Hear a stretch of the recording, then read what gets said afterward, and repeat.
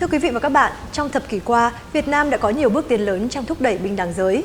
Điều này được thể hiện rõ qua báo cáo Diễn đàn Kinh tế Thế giới năm 2023. Theo đó, chỉ số khoảng cách giới của Việt Nam tăng lên 11 bậc so với năm 2022, từ vị trí 83 lên vị trí 72 trên 146 quốc gia.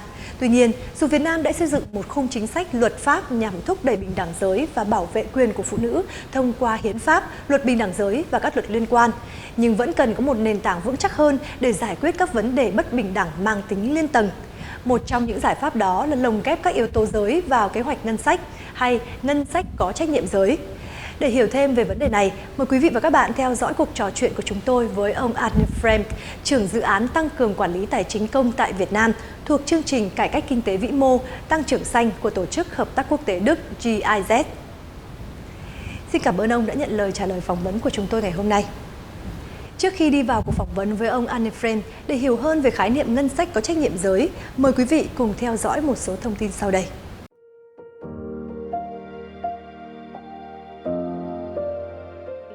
Khái niệm ngân sách có trách nhiệm giới bắt nguồn từ Australia vào năm 1984, khi chính phủ yêu cầu các bộ và ban ngành phân tích tác động của ngân sách hàng năm đối với phụ nữ và trẻ em gái, tập trung vào chi tiêu công.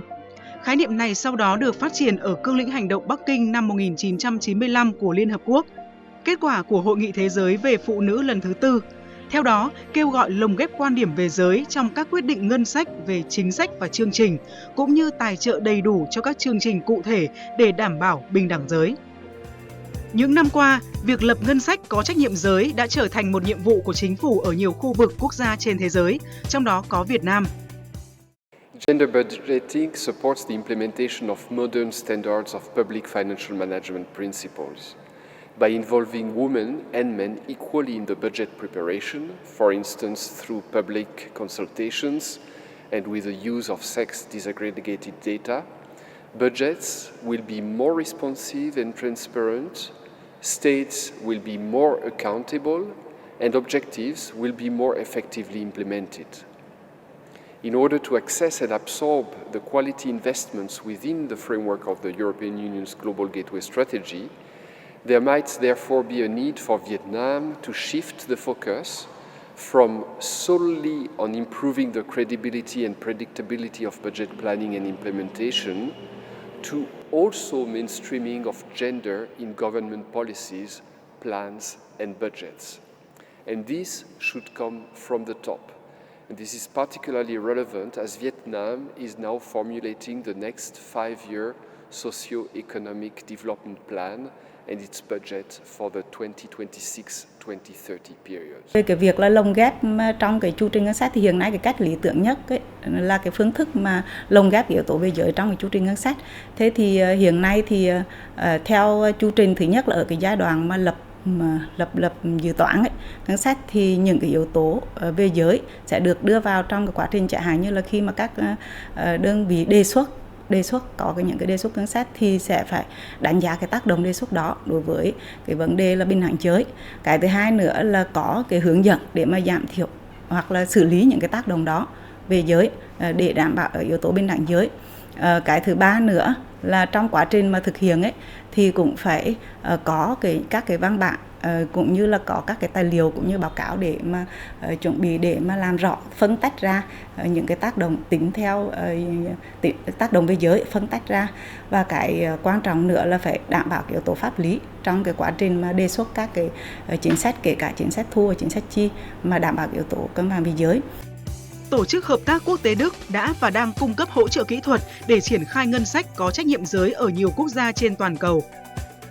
Trong các hoạt động tại Việt Nam, mới đây nhất, Tổ chức Hợp tác Quốc tế Đức phối hợp với Trường Bồi dưỡng Cán bộ Tài chính, Bộ Tài chính tổ chức khóa tập huấn về lập ngân sách có trách nhiệm giới. Đây là hoạt động nằm trong dự án hợp phần 1 tăng cường quản lý tài chính công với tầm nhìn trung hạn thuộc chương trình tăng cường quản lý kinh tế tại Việt Nam do Liên minh châu Âu EU và chính phủ Đức tài trợ. Rõ ràng, bình đẳng giới không chỉ là một quyền cơ bản mà còn là một động lực quan trọng để phát triển kinh tế, xã hội bền vững. Việc lồng ghép giới vào quá trình lập và quản lý ngân sách trở thành một nhiệm vụ cấp bách và cần được chú trọng hơn nữa, đặc biệt tại những quốc gia đang phát triển như Việt Nam. Thưa quý vị, ngân sách có trách nhiệm giới không có nghĩa là tạo ra một ngân sách dành riêng cho phụ nữ hoặc tài trợ riêng cho các chương trình sáng kiến bình đẳng giới. Thay vào đó, ngân sách có trách nhiệm giới là một phương pháp tiếp cận lồng ghép các khía cạnh giới trong thực tiễn chính sách tài khóa và quản lý tài chính công. Vâng thưa ông, ngân sách có trách nhiệm giới hướng tới đảm bảo rằng các quy trình ngân sách có tính đến các tác động khác nhau đối với nam giới và nữ giới nhằm giải quyết và giảm sự bất bình đẳng giới diễn ra từ thực tiễn lập ngân sách truyền thống. Vậy ông có thể tóm tắt phương pháp tiếp cận đó là gì? Yeah, gender responsive budgeting is a way to make sure that government budgets consider the different needs of men and women. The state budget of Vietnam, as in any other country, is structured alongside functions of the state. For example, we have spending for education, we have spending for health, defense, destruction, and so on. Therefore, the annual state budget sets out the priorities of the government by allocating funds to these different functions, or we also sometimes talk about public services. Now, the gender responsive budgeting is a cross-cutting methodology throughout all these functions to consider in how far men and women use these public services in different ways and face different challenges. So, for example, GRB can help governments to allocate funds more fairly so that everyone benefits equally from public spending. For example, if women tend to use healthcare services more because of pregnancy and childcare, gender-responsive budgeting would then suggest putting more money into improving these services to meet the needs of women here. Thưa ông, ngân sách có trách nhiệm giới đã được áp dụng trên thế giới như thế nào? There are some technical guidelines provided by international institutions, like for example the IMF, Asian Development Bank, or the World Bank, that promote the use of gender-responsive budgeting tools. And there are already numerous countries in the world that are already applying the concept. As one example from Europe, Austria has incorporated gender-responsive budgeting into its constitutions since 2009 already. So the Austrian government mandates each ministry to report on gender equality measures as part of the budget planning process. However, it's important to say that each country has its individual culture and procedures in how to prepare the budgets. Therefore, the introduction of gender-responsive budgeting must be tailored to the very specific context. Rõ một số hoạt động lồng ghép giới trong từng khâu của chu trình ngân sách là gì không thưa ông? So ideally, gender-responsive budgeting should be mainstreamed throughout the whole process, what we call the budget cycle, which starts with budget planning, budget execution, and evaluation of fiscal policies, whether they have been effected and met the intended impacts for men and women. Thereby, especially the budget planning phase is most important because here is the time to assess. At this stage, it is very important that the Ministry of Finance prepares a budget circular that instructs the different ministries to address gendered impacts in their budget submission. This way, the government can at this stage identify and budget for the programs that are directly aimed to ensure equal rights for men and women. For example, increase allocation in the health budget related to pregnancy and birth, like we said in the example before. And then the gender-relevant programs should also include indicators to measure the performance and if the impact of the money was really achieved. This is then done later in the monitoring and reporting phase of the budget cycles. These reports can then be used for a deeper evaluation on the effectiveness on the money that has been used. We call this spending reviews, and this can be either done by the Ministry of Finance itself or by external institutions, like for example the State Audit of Vietnam. Với kinh nghiệm của GIZ trong thúc đẩy ngân sách có trách nhiệm giới tại Việt Nam, ông nhận thấy có những thách thức gì? So together with our partners at the Ministry of Finance, our project has already this year implemented a couple of activities, including studies, training sessions, pilot projects, and we can already take away some interesting observations from this. So the legal framework in general in Vietnam is very favorable for the introduction of gender-responsive budgeting because the general goal of equality in Vietnam. So it's now about breaking down these provisions into concrete concepts like gender responsive budgeting. And therefore, it is first of all important to talk about the commitment and the leadership to push for the introduction of the concept. Here, in particular, the Prime Minister and the Ministry of Finance have a crucial leadership role. The second is the question of coordination. As I mentioned before, GRB is applied cross-cutting. So thus, we need an effective cooperation and communication between the different ministries and also other stakeholders that are. Vậy ông có khuyến nghị gì cho Việt Nam để lồng ghép nội dung về ngân sách có trách nhiệm giới trong bối cảnh hiện nay? So very concrete, the Ministry of Guidance can guide the other ministries by providing very concise guidelines and raise awareness for the inclusion of gender aspects in the budget. And this is not a complicated task. For a start, we suggest including gender responsive budgeting where relevant in the annual circular that is issued by the Ministry of Finance. This circular gives instruction to all ministries and other budget agencies. We have already made some suggestions how templates and guidelines can be adjusted to include gender-relevant aspects in the programs, budget lines, and also how to assess budgeting.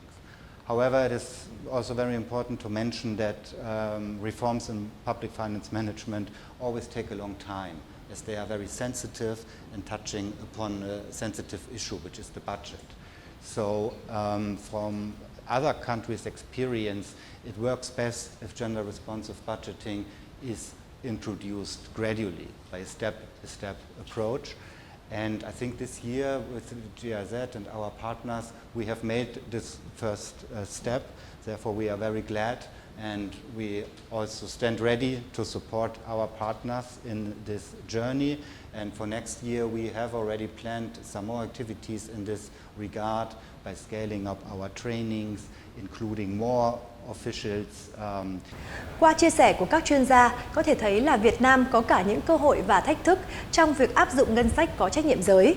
Các yếu tố quyết định nào sẽ dẫn đến việc áp dụng thành công ngân sách có trách nhiệm giới tại Việt Nam? Hãy cùng nghe chia sẻ của bà Michela Bauer, Giám đốc quốc gia GIZ tại Việt Nam. It's very important to have a very strong political will, otherwise it would not work out.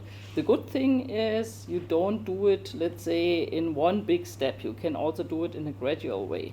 And you can do it on all levels, on all political levels, from national, provincial level, also municipal level, and so on. So there are actually a lot of things you could do and to start from. And it's very, very important to have statistics, because you need to know the starting point. Otherwise, you cannot measure the impact of what you are doing. And so therefore, it's also very important that you have very clear roles and mandates. Normally, the government or the respective bodies of the government, they are in charge also to give clear direction.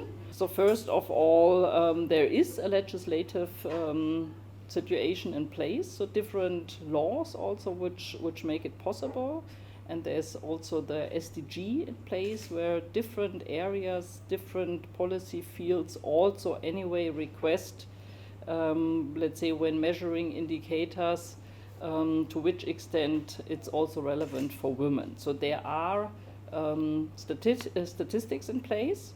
So this is what I just said before, a very, very important precondition to have a good starting point, and therefore that would be definitely possible. So the third thing is there are already different experiences, so different development partners were already active in that field, like for example the EU or Canada or others. And as GIZ, we have also experiences from other countries. So there are experiences around. So it would be a great opportunity to start with pilot activities in that area. Vâng, như chúng ta đã thấy thì ngân sách có trách nhiệm giới có vai trò rất quan trọng trong việc thúc đẩy bình đẳng giới tại Việt Nam. Với những chia sẻ và khuyến nghị của đại diện các tổ chức quốc tế giàu kinh nghiệm trong việc triển khai ngân sách có trách nhiệm giới đã đưa ra những góc nhìn, chia sẻ những kỹ năng về lập ngân sách có trách nhiệm giới theo các thông lệ quốc tế tốt nhất.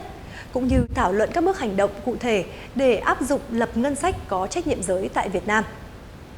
Một lần nữa xin cảm ơn ông Anne Frank, trưởng dự án tăng cường quản lý tài chính công tại Việt Nam thuộc chương trình cải cách kinh tế vĩ mô tăng trưởng xanh của Tổ chức Hợp tác Quốc tế Đức GIZ.